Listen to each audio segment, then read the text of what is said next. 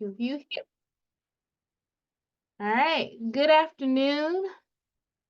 I am Shannon Coleman, and I am an associate professor and state extension specialist at Iowa State University. And in today's presentation, we're going to focus on an essential part of grant writing, and that is learning from grant proposal rejections. So during this presentation, you'll hear some of my personal stories about my journey of getting over rejection. This bootcamp series is in collaboration with Texas Tech University, Alabama A&M, and Iowa State University. We received the fund through USDA Food Safety Outreach Technical Assistance Program. This funding is used to specifically serve minority serving institutions and those that collaborate with those minority serving institutions. So listed here on this slide are our team members. We have our principal investigator, Dr. Angela Shaw, who's from Texas Tech University. And then the co-PIs for this project, Dr. Armitra Jackson-Davis from Alabama A&M University, Dr. Christine Strohm from Engineering Science Editors, and myself, Dr. Shannon Coleman. So here is our agenda for today. So we're going to talk about the different forms of rejection. So rejection is hard. No, rejection hurts. And the reasons for proposal rejection. We'll talk about my journey through receiving grants, and then we'll talk about that rejection is hard, looking at those negative aspects, and then we'll wrap up with how I addressed those negative aspects. So rejection hurt, but there's a fine lining to the process. So according to a resource that I found from the State University of New York, the reason for rejection of a grant proposal varies. This includes the following, but are not limited to: the proposal topic needing more appropriate information for funding application to be submitted, the proposal question, design, and methods were completed traditional, was nothing that can strike the viewers as unusual, intriguing, or clever. Your proposal area of study was not agency priority. The proposal was not clear in describing one or more elements of the study. The proposal appeared to be beyond the author's capacity regarding their training, experience, and available resources. The proposal study methods were unsuited for the research purpose.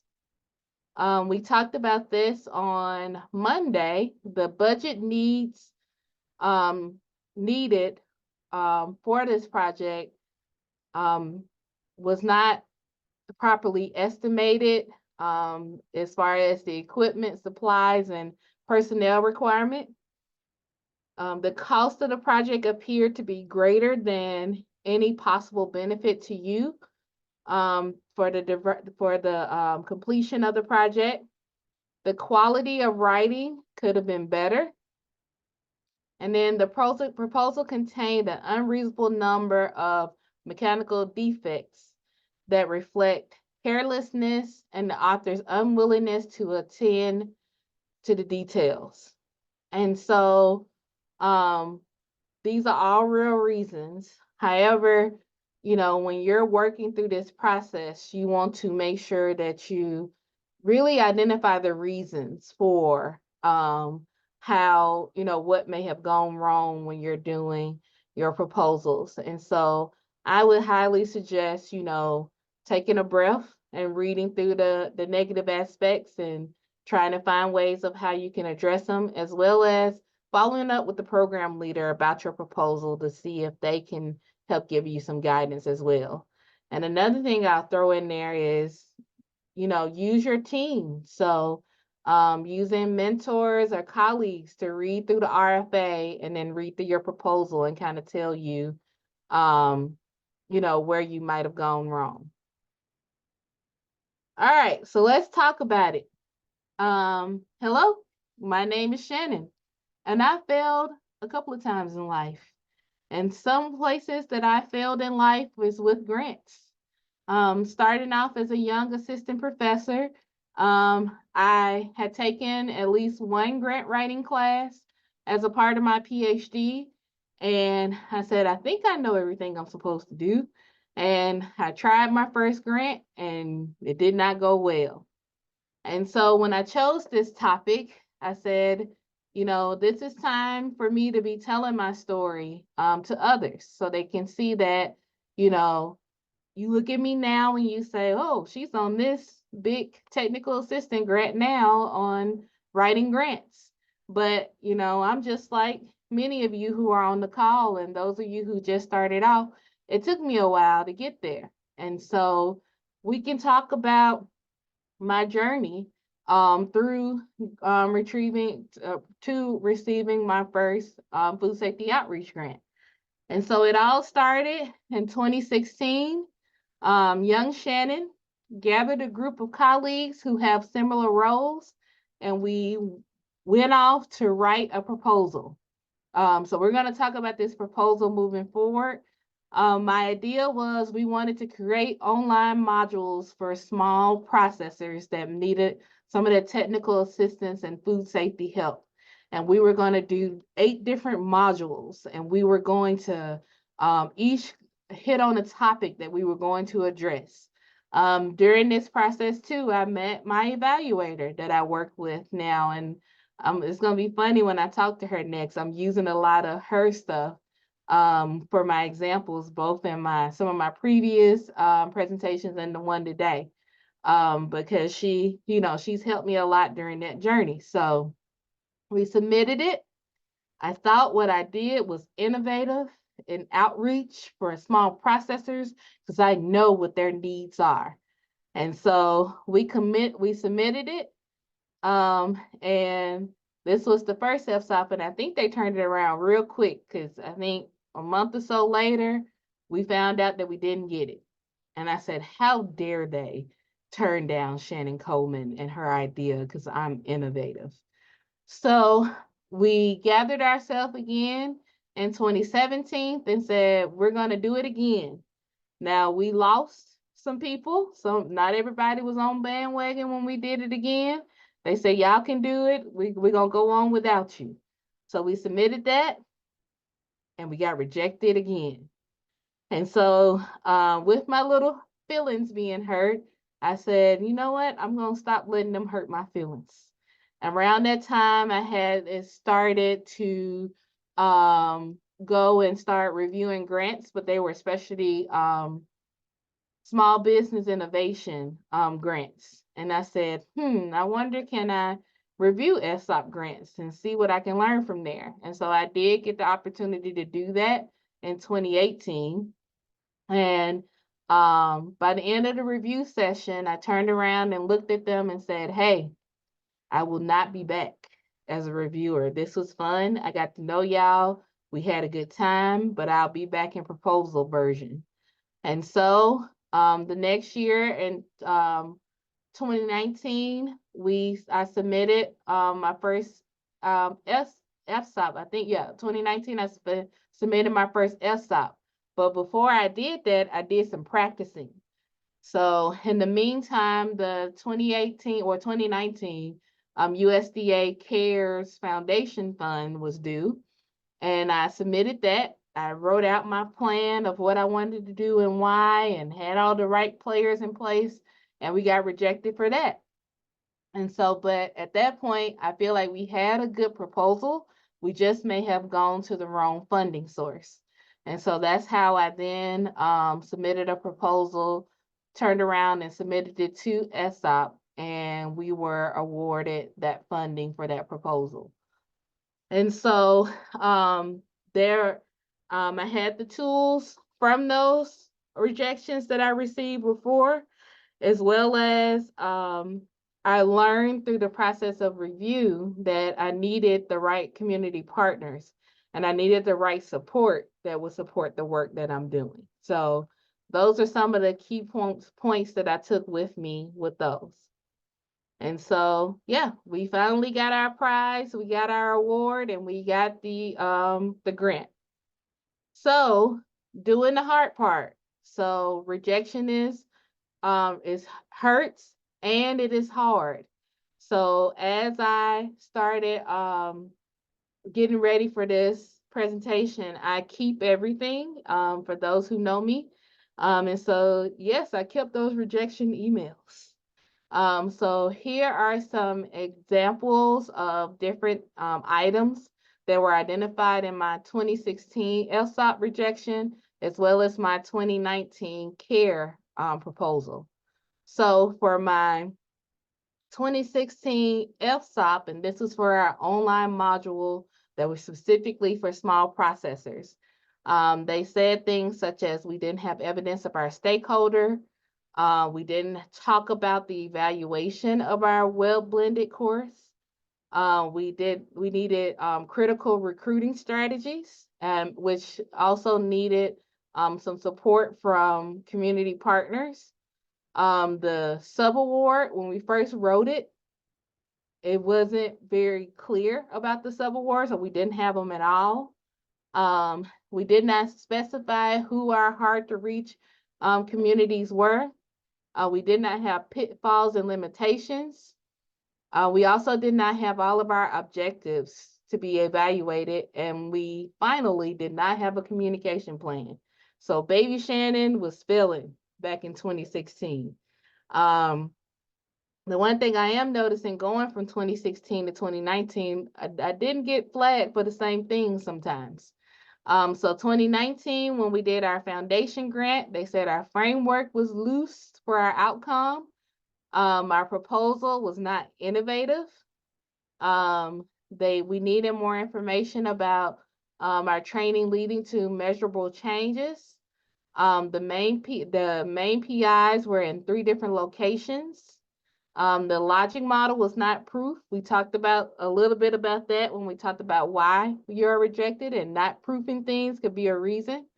The narrative did not mention the priority areas of the RFA, and then the research component was not developed. So a little bit, this one kind of focused more on the evaluation. And so I had to learn how to communicate to the evaluator about what I wanted and needed for those proposals. So going into the negative aspects, so I pulled a few of them from that list before, and we can talk about how I ended up addressing them in my future proposals. So negative aspect number 1, talking about stakeholders. So in one of my proposals, they said I didn't have any evidence of stakeholders' input or context for our online modules. And then we needed a better recruiting strategy. And then they said we only had letters from the universities and not any from a local organization. So when I wrote my successful FSOP, I partnered with the organization here at Iowa called the Center of Industrial Research and Service. And they're called CIRRUS, and that's what you see there on the slide. And at the time, they had a program called Food Safety Collaboration or Food Safety Collab.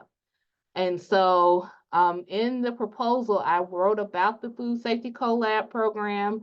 I wrote about the programming that they were doing, and I wrote about the gaps that were needed and how I was going to address them based off of the need from the instructors.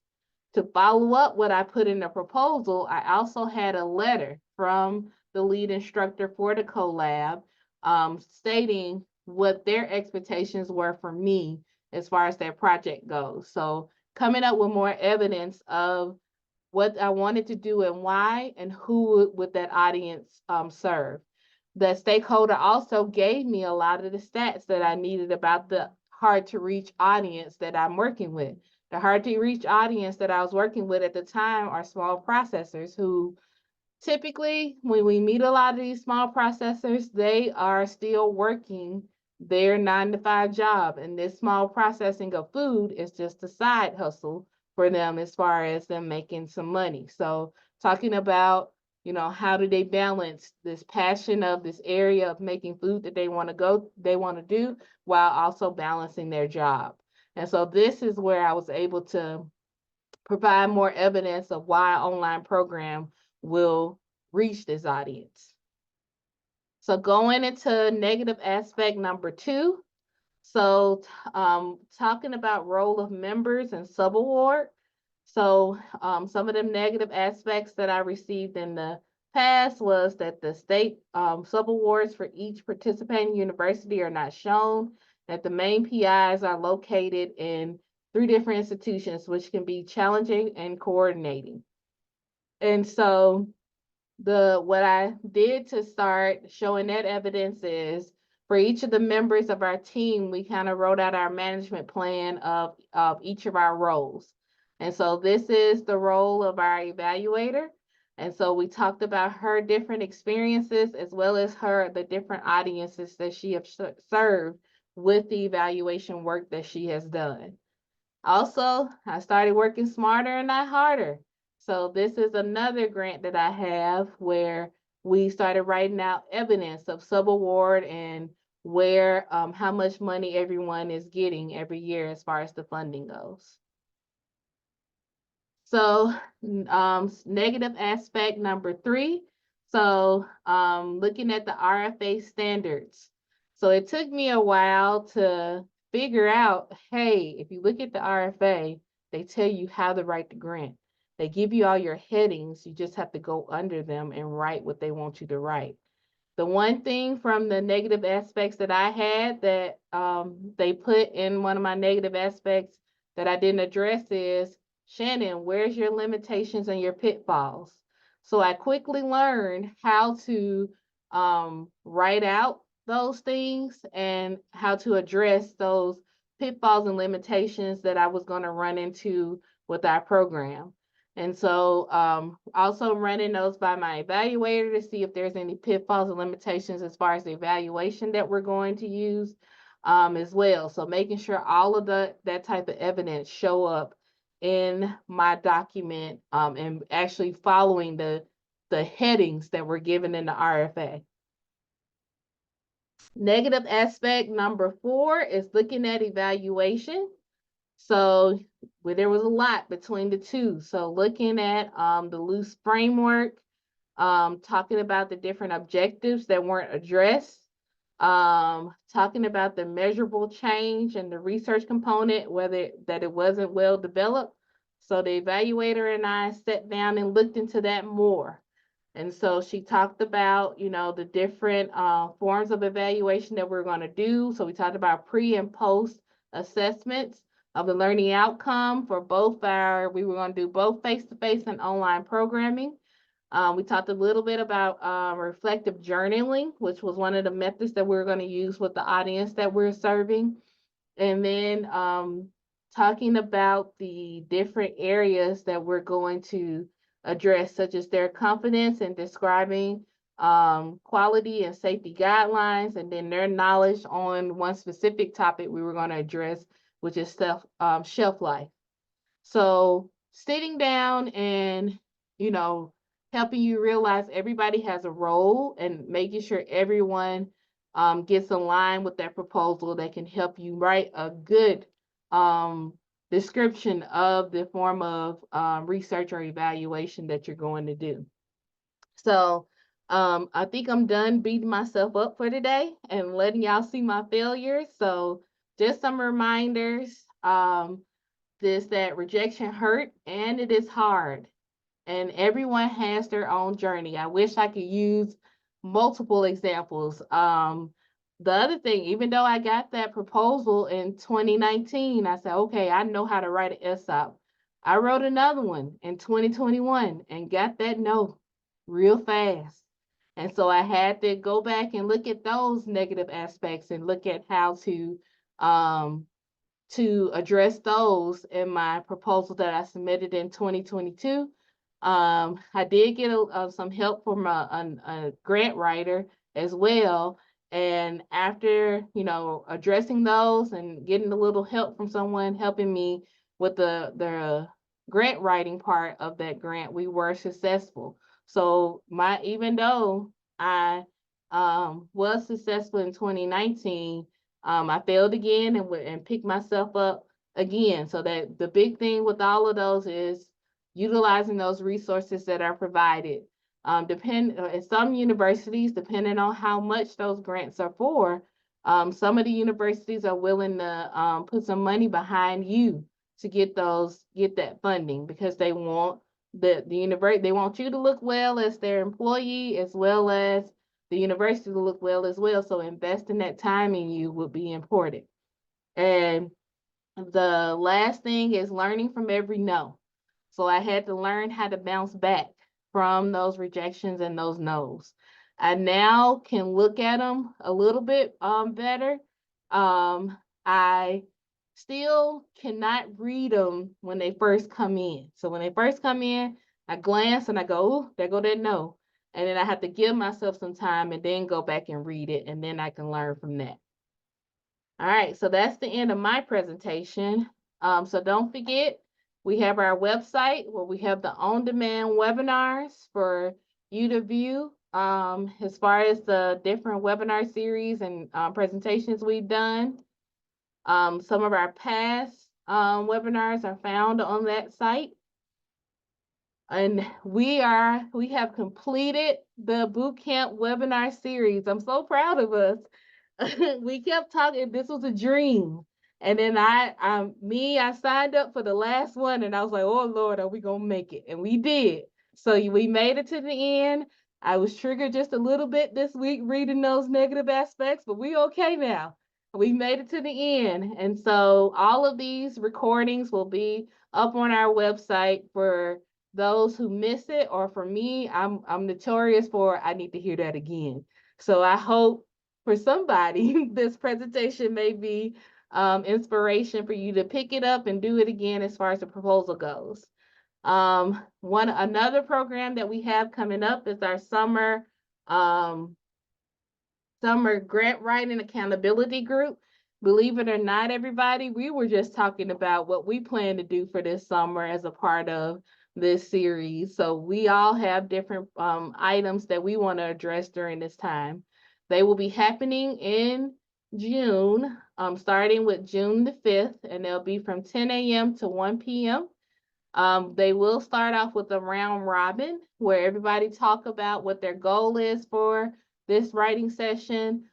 We do have a way that we're going to track everyone's progression over time and just serve as a good accountability group for each other. So using that QR code to sign up, we'll love to have you. This summer, you get to have some one-on-one time with us.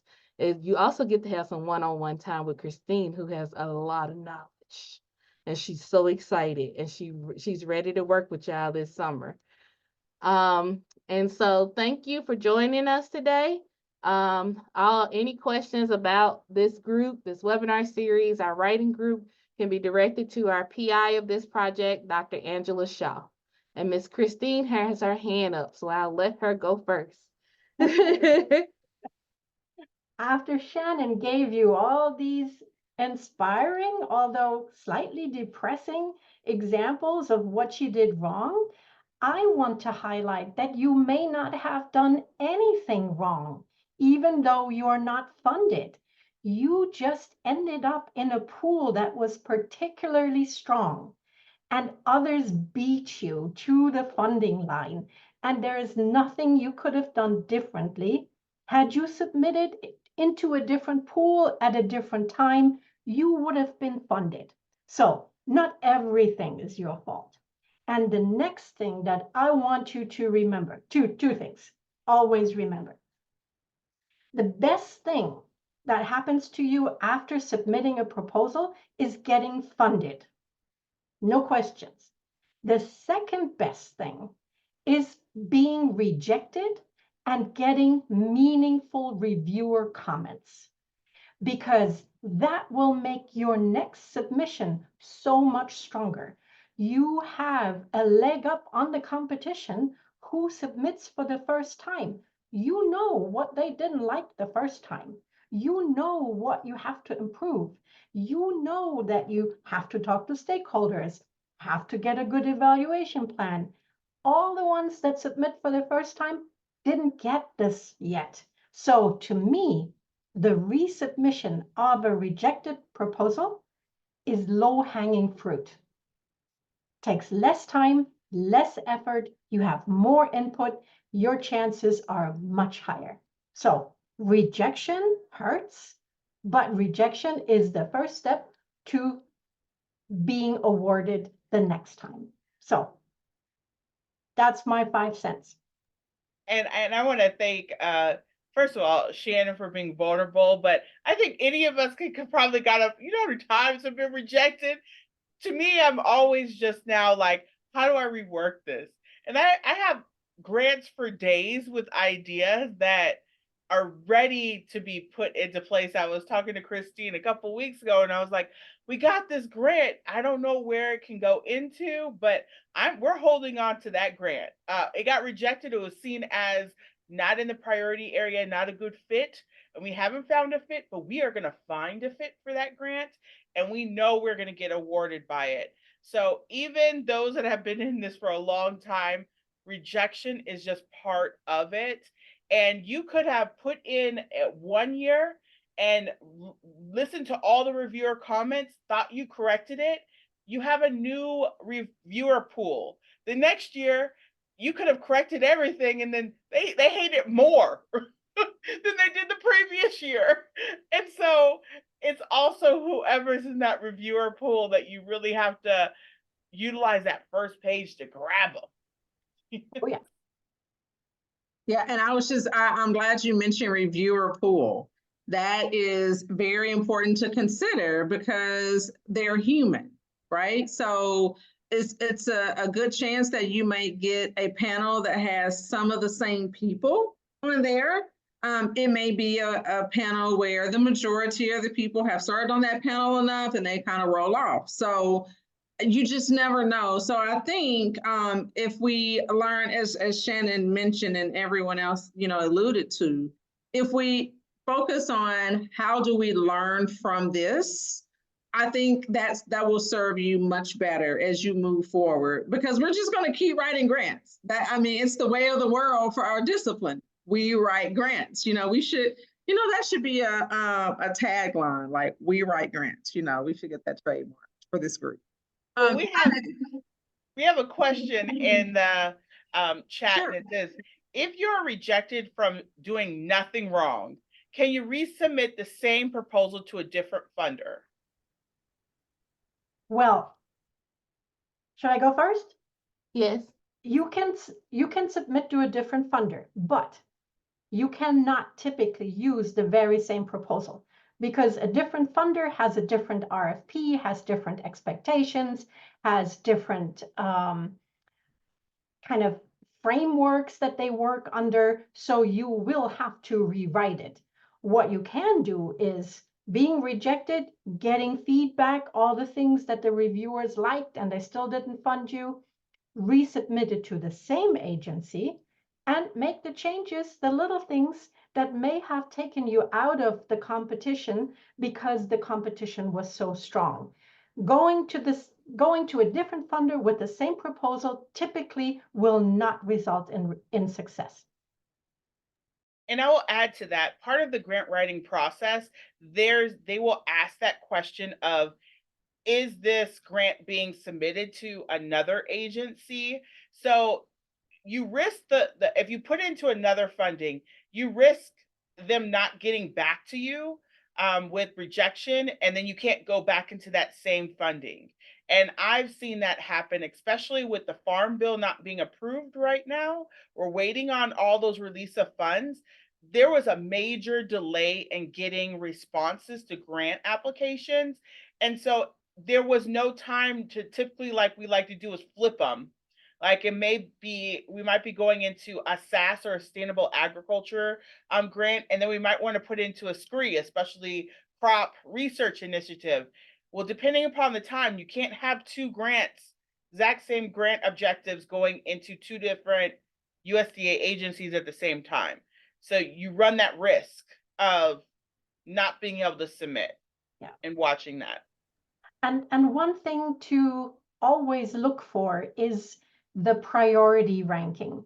When you get your rejection, the reviewers tell you where you were ranked. There's 4 categories: high priority, medium, low, or non-competitive, or something like that.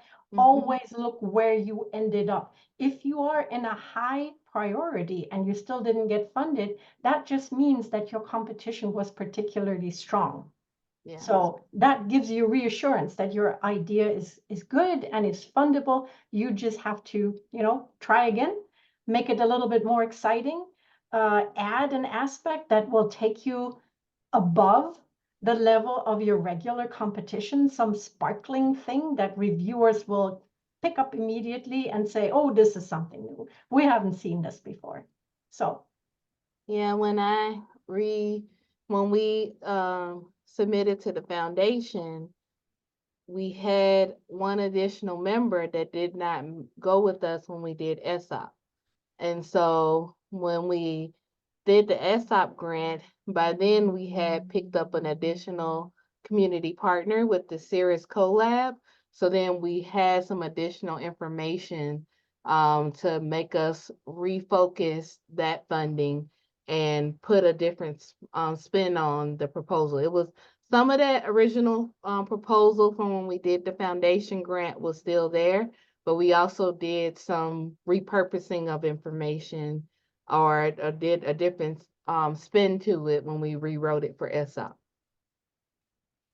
And I also think on the flip side from Christine, if you get your comments back and it's in the low priority or do not fund priority, then that is when you really need to go to the drawing board and see, okay, what were the major issues? Because there's no need. I don't think anybody wants to submit a grant just to say they submitted a grant. We all really mean to get funded.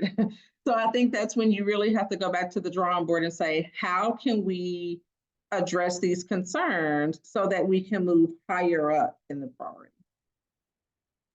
I will also say in this conversation, thinking about how you can level up. So I talked about a good 2.0 grant, but also thinking about how can you get maybe local funds within your university to have some good baseline. I think some of the rejections I've gotten were they have no preliminary data. There's no evidence that they're going to be successful within that. And so in the meantime, before I resubmitted, I went and asked for seed money for my university or looked for those $1,000, $5,000 little stuff that the university likes to throw to get some data to put into the grant and then resubmit. So we've had success with having extremely low going to funded.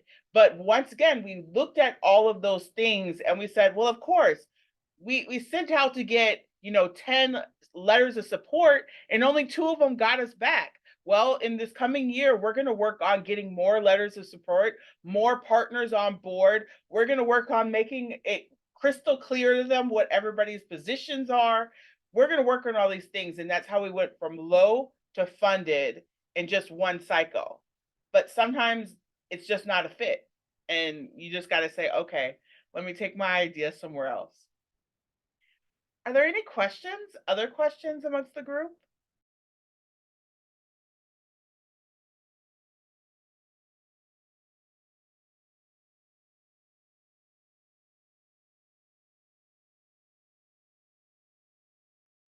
Well, what I can say is thank y'all for all being part of this webinar series. It's been an absolute pleasure to be here and be vulnerable and try and do some of our tricks of the trade from the years. But again, I want to emphasize that summer program. We might, if it's successful, we might roll it out in the fall. We'll see. But really the goal is that we want you to be better grant writers. We actually got a success story that somebody who participated in our series for December and January, they've got funded. So if you do take some of our tricks, then maybe that will transfer over. But we are always here to support. And of course, part of this grant, we do have the extraordinary Dr. Christine Strohm, who is being paid to help us with grant writing. So please utilize those services. I hope everybody has a great rest of your day, and we hope to see you on another webinar. Bye, y'all.